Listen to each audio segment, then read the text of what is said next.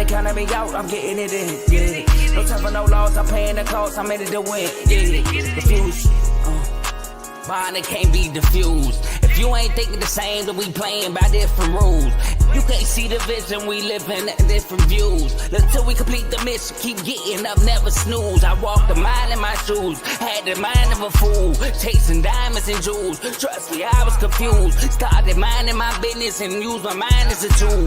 Ended up finding my purpose and found the time to get to it. They told me I couldn't do it, they told me I couldn't make it. They sold it, could never break it. That's sadly mistaken. I need a piece of the pie, I want it so bad I can taste it. They told me like Toby, keep on running toes, they gon' take them. Used to lose, built to win, applied myself, I felt it in. No time for the doubt, they counting me out, I'm getting it in, yeah. No time for no loss, I pay for the cost, I'm winning to win, yeah. Refuse to lose, I'm built to win, applied myself.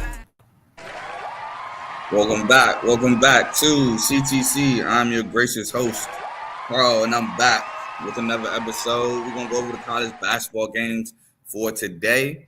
Before I do that, I'd like to ask you to leave a like, comment, share, subscribe. It helps the channel, it helps the network, it helps my channel, CTC, by way of the Refuse to Lose network. We also got the main show featuring Joe, Tomo, and Dave every Tuesday through Friday, 7 o'clock to about 8:30ish. We got Unfazed every Tuesday, 9 o'clock Eastern, 8 o'clock Central. That's Joe and AJ. Shout out AJ again for the Eagles winning the Super Bowl. We have BWT, Baseball with Teddy, baseball content. So be on the lookout there. Baseball is about a month away.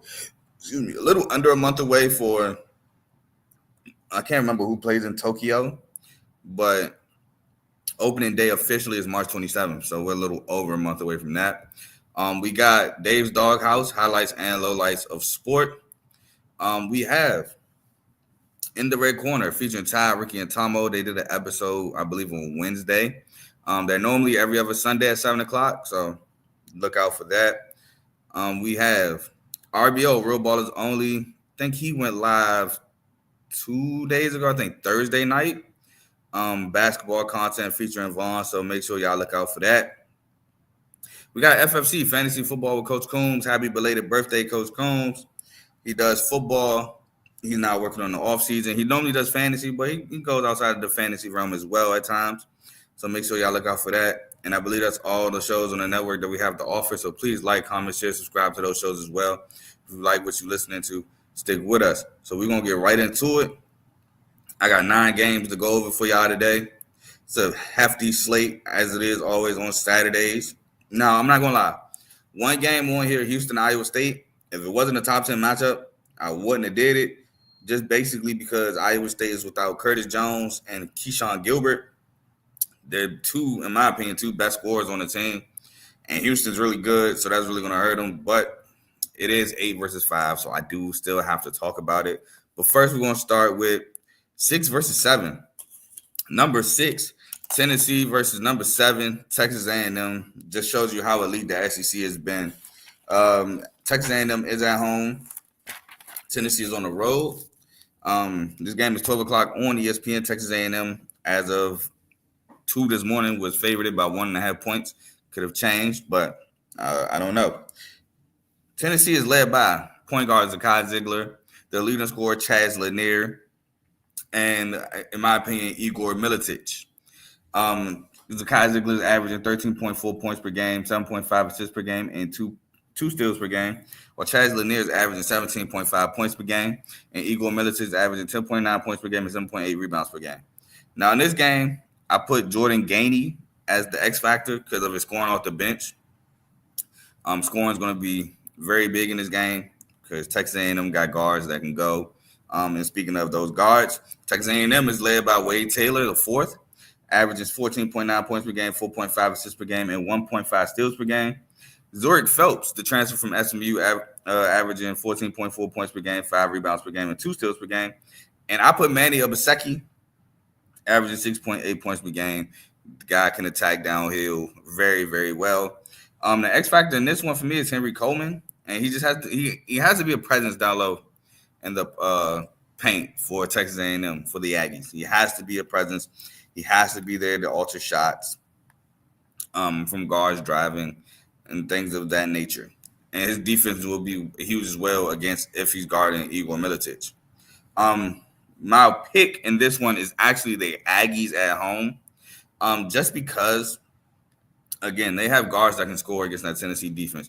Wade Taylor, you could play some of the greatest defense in Wade Taylor, and his tough shot ability sometimes makes his offense that much better than the great defense you were playing. And I think that is huge. And Zurich Phelps and Manny Ebaseki, two guys that can put their head down and drive to the basket against pretty much any defense. So that is huge for the Aggies. Now, also, Tennessee on Saturdays on the road have been the greatest. Blown out by Florida on the road. Lost to Vanderbilt at Vandy on the road on Saturday. So we'll see how that goes for the Volunteers today. But I'm going with the Aggies over the Volunteers at home. Next, we have Mississippi State, 21st ranked Mississippi State at Oklahoma. 1 o'clock on SEC Network. Mississippi State, another SEC matchup, but Mississippi State is led by sophomore Josh Hubbard, who was a freshman sensation last year, done nothing but add on to his game and become an even better player, averaging 17.8 points per game. C.J. Harris, the Boston College transfer, averaging 10.2 points per game and 1 steal per game. And Keyshawn Murphy averaging 11.2 points per game, 7.5 boards per game, and 1.2 blocks per game. Now, for the X factor in this game, I'll put Riley Kugel, the transfer from Florida. Riley Kugel can shoot the ball. He's shooting 33% from three, which is decent. It's decent. Could be better, especially for a guy like Riley Kugel. But I think the ability for him to make three-point shots is the X factor in this game. Now for Oklahoma, Jeremiah Fears averaging 15.5 points per game, 3.9 boards per game, 3.7 assists per game, and 1.7 steals per game. Jalen Moore averaging 17 points per game, 5.7 boards per game, and Duke Miles averaging 10.4 points per game and 1.7 steals per game. Now, the X factor in this one, I put Kobe Elvis, the transfer from Dayton. I think his ability to run a team, structure an offense, get them in sets, get them ready to get them, organized. I think that'll be huge against this Mississippi State team, especially the Mississippi State defense. Also, he'll be his ability to run the second unit, I think, is very important for the Oklahoma Sooners. But my winner is Mississippi State. I just think Oklahoma, they did really well in the non-conference schedule, but I think Mississippi State, this SEC schedule this year is just too much for Oklahoma. I think Mississippi State gets a win on the road. Oklahoma, they're a competitive team, but they haven't put so many wins together in the SEC this year, only with 3, I believe, SEC wins. Don't think they get number 4 today. Give me Mississippi State to beat Oklahoma on the road. Next, we have the Iowa State-Houston game I was telling you about. Houston's favored by 12.5 points. It jumped up 3 points after, like I said, I saw that Curtis Jones and Keyshawn Gilbert are out for today's game. So because they are out, I said that Iowa State, 8th in the country, is led by Tamin Lipsey, which whether they were out or not, they are led by Tamin Lipsey, averaging 10.5 points per game, 2.1 steals per game. The thing with Tamin Lipsey, though, is he's not going to be a scorer. He's a guy very good on the defensive end, will run the offense, gets everybody in their spots. But when he scores, those points are valuable. Joshua Jefferson, the transfer from St. Mary's. I put him because of the absence of Curtis Jones and Keyshawn Gilbert. Those two obviously lead the team with Tamin Lipsey. But Joshua Jefferson averaging 12.8 points per game, 7.9 rebounds per game, and 1.9 steals per game. Big man down low that can score the ball. And Milan Milosevic, 10.4 points per game, 3.2 boards per game. He has been a shot in the arm coming back from injury, but like I said, now losing 2 of their best scorers. The X factor in this one, the Northern Iowa transfer, Nate Hayes, he has to step up and be the Curtis Jones. So what I mean is Curtis Jones provides a huge spark off the bench, dropping 20s, 15s, stuff like that, dropping big points off the bench. He has to do that. He has to step up in his place and drop a huge amount of points off the bench. He had the ability to score at UNI, which is why they brought him over from UNI. He has to showcase that today. But for Houston, they're led by LJ Cryer, 14.5 points per game. Huge game against Arizona last Saturday. Bucket getter, transfer from Baylor. Emmanuel Sharp, 12 points per game, 1.4 steals per game. 3-point shooter. Can't leave him. You have to stick. You have to basically plaster him at all times. And Juwan Roberts, the playmaking big man, 11.6 points per game, 6.4 boards per game, and 1 steal per game. He's just so active. He's like a point forward for them. And when he gets in the paint, he has a plethora of moves to get a shot over you. And the X factor for me is Malik Wilson. Malik Wilson, his ability to score in the mid-range, he's really a really good mid-range scorer. And I think that's going to be huge against this Iowa State defense, his ability to score in the mid-range. And I'm obviously rolling with Houston, a healthy team, over a team. Iowa State plays really good defense, but they're lacking their 2 best scorers. And I think that's going to hurt them a lot against Iowa State, against Houston, who also plays defense at a really high level. And it would already be hard for Iowa State to score on Houston with those 2 guys. So without them, it's going to be way harder. So give me Houston in this matchup to win the game. Next, we got some mid-major basketball for y'all. We got George Mason at VCU. George Mason coming into this game number 1 in the A10, only losing 1 game, which was to surprisingly Rhode Island, while VCU is 2nd in the A10. They've lost 2 games. Can't remember who their 2 losses are, but they have lost 2 games in the A10. But George Mason, they're coming into this game led by Darius Maddox. Darius Maddox averaging 13.6 points per game and 3 rebounds per game. Jalen Haynes averaging 12.8 points per game and 7 boards per game.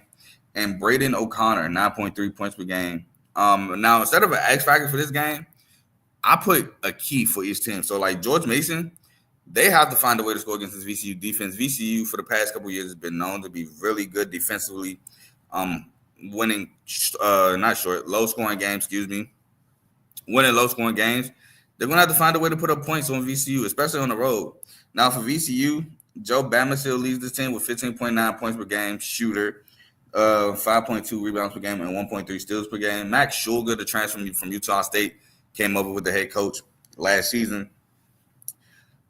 15.2 points per game, 5.8 boards per game, and 4 assists per game with 1.9 steals per game. And then Zeb Jackson, point guard, averaging 10.4 points per game, 3.6 boards per game, and 1.1 steals per game. As you can see, all 3 players over a steal a game. Really good defense by VCU. Now, VCU got to consistently hit the 3 ball. They have guys that can do it, like Shulga and Bamisill. They just got to consistently make it. The more they consistently hit the 3 ball, the more they put pressure on George Mason to score against their really good defense. But I'm going with VCU to win this.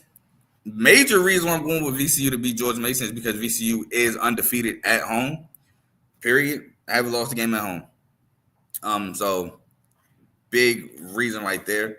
But also because of their defense. I think their defense is going to stifle George Mason. I think they're going to be able to score against George Mason.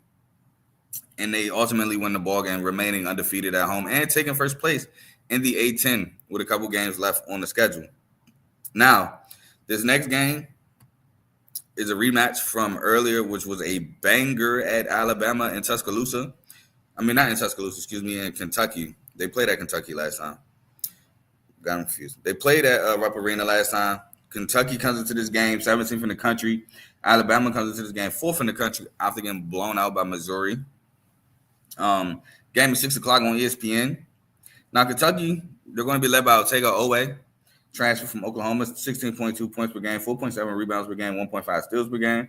Amari Williams, a transfer from Drexel, averaging 10.8 points per game, 8.7 rebounds per game, and 1.4 blocks per game. And Kobe Brea, transfer from Dayton, averaging 10.6 points per game, 3 boards per game. Now, the reason why I put Brea in there, I might have left Amari Williams in there, even with these 2 guys gone, because Lamont Butler and Jackson Robinson both, again, are out for this game. Now, it would have been Lamont Butler instead of Kobe Brea. But those 2 guards being out are huge against Alabama, who can score the ball with the best of them. You lose your best perimeter defender, Lamont Butler. So that's huge. Now, my X factor for this game is Ansley Alminer, because he has to be able to hit the 3 ball, because Alabama's going to get those 3-point shots up. And what kept Kentucky in the game was their ability to match the 3 last time and just the ability to score. So Ansley His ability to hit the three ball is going to have to come in clutch. Him and Travis Perry. I'll just throw Travis Perry in there as well. And even Andrew Carr has to hit the three ball, but they have to hit the three ball as a whole for Kentucky because Bama will score. Now, Bama, they're led by Mark Shears, averaging 18.5 points per game, 4.8 assists per game. Grant Nelson, who's averaging 12.8 points per game. I think it's supposed to be a 5 or I think it's supposed to be 8. 12.8 points per game, 8.1 boards per game, and 1.3 blocks per game. And Ada Holloway, the transfer from Auburn, averaging 11.7 points per game. Now, my X factor for them, he's been starting lately, is Chris Youngblood, transfer from USF.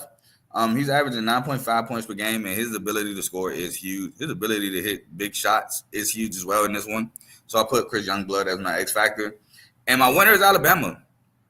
And again, it's because Lamont Butler and Jackson Robinson are both out. If one of the guards are out, I would feel like Kentucky still has a chance to win the game because they've been playing without one guard for most of the season, and they've been playing without Kirk Carissa too. Can't forget about him. But all three of them out, especially Butler and Jackson Robinson, you lose firepower. Robinson being able to three, you lose defense and the point guard who can run your team with Lamont Butler. You lose a lot against a really good Alabama team, and Bama's at home. Give me Alabama to win in this ball game. Next, we have a very unusual non-conference game in February. We have Duke coming into this one as 8.5-point favorites at a neutral site in Madison Square Garden against the Illini, the Fighting Illini, Illinois, 8 o'clock on Fox. Like I said, they're coming in 8.5-point favorites at a neutral site game. Duke is led by, obviously, the phenomenal freshman Cooper Flagg, leading Duke in every category, 19.7 points per game, 7.7 boards per game, 4 assists per game, 1.6 steals per game, and 1.2 blocks per game. You got another freshman in Colin Knippel, averaging 13.2 points per game, 3.8 boards per game. And you got Tyrese Proctor, averaging 12 points per game. Now, the X factor in this one, I like the young guy. I really do. I feel like he should get more burn. Isaiah Evans, man, the freshman, he's a spark off the bench, can shoot the three ball, can score. I love his energy off the bench. I love watching him play. That's my X factor for this one against the Illini. And then Illinois, they're led by Kasparas Yakachunas. I'm sorry if I mispronounced that, bro. KJ. He's averaging 15.6 points per game, 5.5 boards per game, and 1.8 assists per game. Kylan Boswell, the transfer from Arizona, averaging 10.9 points per game, 4.9 rebounds per game, 1.2 steals per game. And Tomislav Vizic, averaging 12.5 points per game, 8.3 boards per game, and 1.1 blocks per game. Their X factor to me is Will Riley. I know at least against MSU, he always hits timely big buckets, and he's just weak. He just scores big points against us. Now, he is averaging more points. He's averaging like 11 points per game. So I think his scoring off the bench will be huge against Duke in that defense. Also, what is huge, I keep telling guys I like this guy, Malik Brown, and he keeps getting hurt. He's hurt again, and he's hurt for some time. I believe he got hurt in the Virginia game. His defense is huge for the Duke Blue Devils. But I also got I got Duke. I got Duke in this one. Illinois just been dropping games. It just is what it is. They lost to us. We swept them. Shout out MSU. Shout out MSU for yesterday. Beat the Wolverines. They just been dropping games. Ever since they lost to MSU at the Breslin Center, it's been a downward spiral for the Fighting Illini. They are real, and they are a very talented team when playing at their best, but they just have not been playing at their best. While Duke has been playing phenomenally throughout the year. In ACC play, only have one loss to second place Clemson, which was on the road at Little John Arena. Other than that, Duke has been playing phenomenally. Now, even in those wins, they had like maybe one other game, which was Notre Dame, where they won, but it wasn't how they were supposed to win. But even in that, they've been playing phenomenally. So I'm taking Duke in this one to beat the Fighting Illini at Madison Square Garden. The next game I have for y'all is St. Mary's at Gonzaga. Gonzaga coming into this one is 5.5-point favorites. 8 o'clock ESPN2. Now, this is a rematch. Gonzaga lost the first one, at St. Mary's. I want to say by 4. St. Mary's could clinch.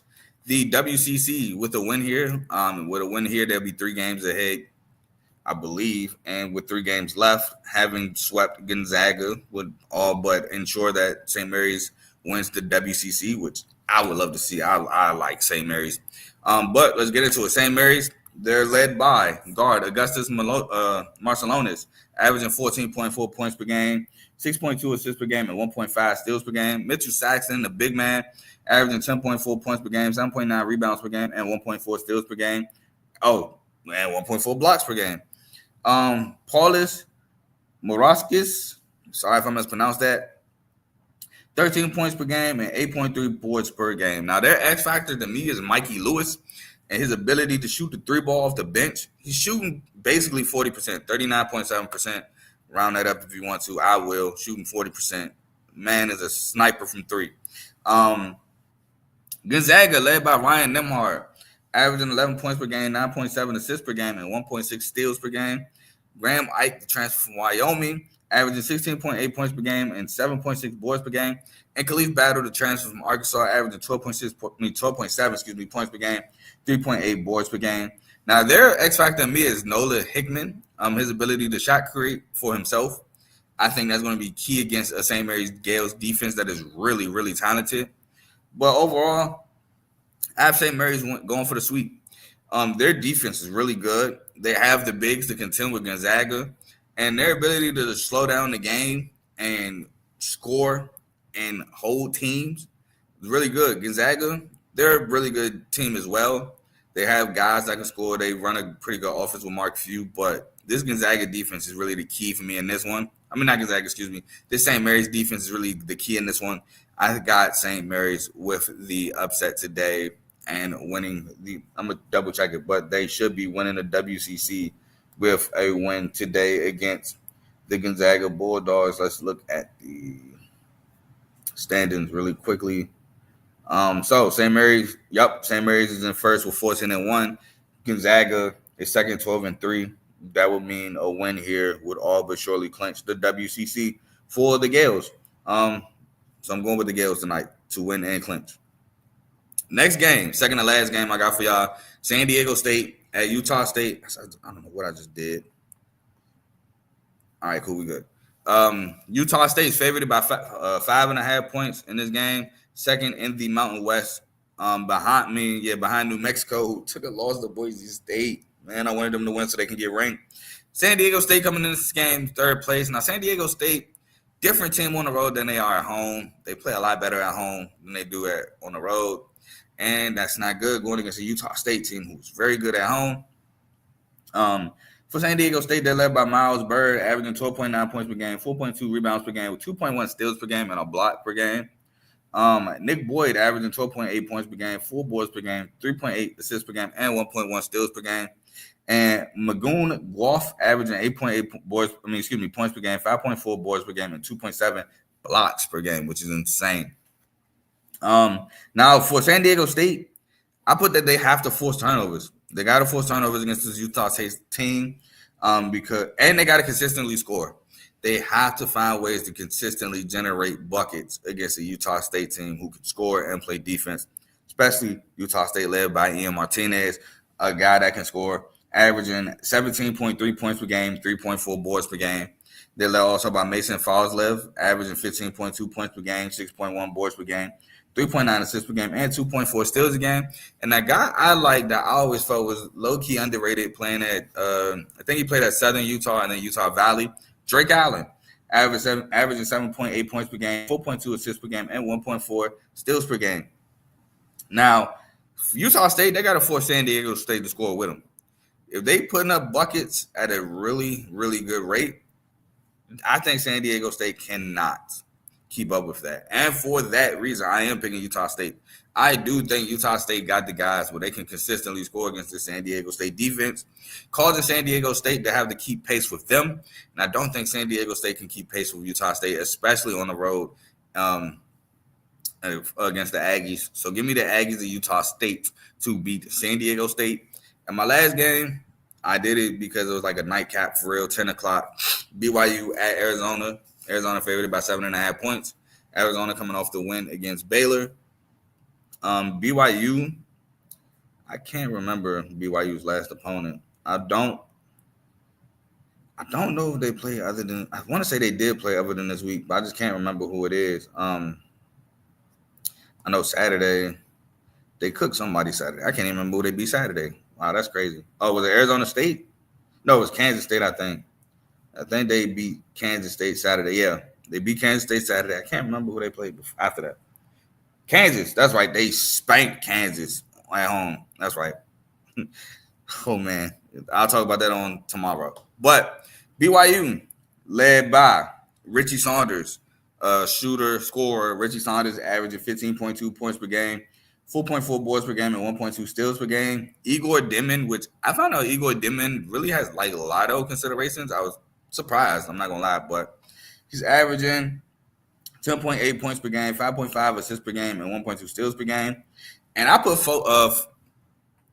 I know it's Traore, but this first name always bothers me. Fusesini. I'm sorry if I mispronounced that. Traore, averaging 8.7 points per game and 5.7 boards per game. The X factor for me in this one is Moat Mag and his ability to play defense. He was a defensive guy at Rutgers. They're going to probably put him on Caleb Love to start. And I would assume if Caleb Love isn't getting going and somebody else is, they'll probably move him around to anybody getting going. But his ability defensively is key in this one to me. And Arizona, they're led by, as mentioned, Caleb Love, averaging 15.8 points per game, 4.4 rebounds per game, and 1.3 steals per game. Jaden Bradley, 11.5 points per game, 3.4 boards per game, 3.8 assists per game, and 2 steals per game. And I put Trey Townsend averaging I'm going to say that's supposed to be 8.8 points per game, 3.9 points per game. And that X factor is Carter Bryant to me, the young guy scoring off the bench. Scoring 6.3 points per game, shooting the 3-ball really well. So that's my X factor for Arizona. Just some bench scoring against you got to counteract guys like Cannon Catchings, who's coming off the bench as well, scoring the ball. So Carter Bryant, to me, is that guy that's going to counteract that. But I'm taking Arizona, and it's mainly because BYU is also a different team on the road than they are at home. And Arizona's a really good Big 12 school, man. They really are. They lost to Houston, but it was very competitive. Arizona, man, they're really good when they're playing Arizona basketball.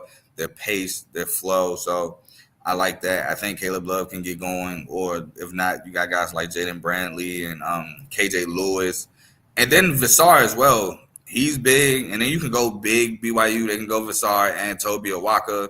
It's just a lot Arizona can do. So I'm rolling with the Wildcats to win the ball game.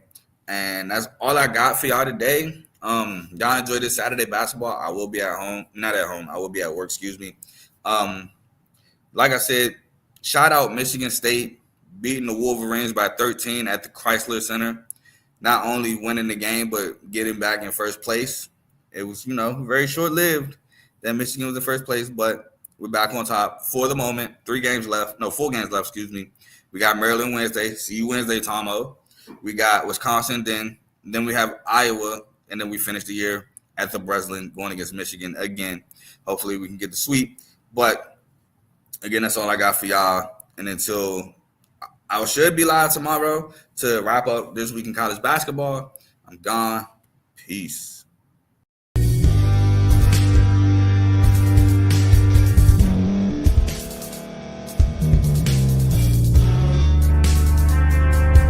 Thank you for staying to the end. If you're watching this on YouTube, please like this video, subscribe, and also hit that notification button so you can be notified next time we put out a video. If you're listening on any podcast platform, subscribe and hit that notification button, y'all, so you can be notified we put out another podcast audio.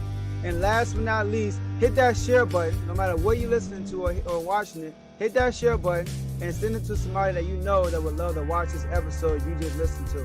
So once again, thank you for staying to the end, and we'll see y'all in the next episode.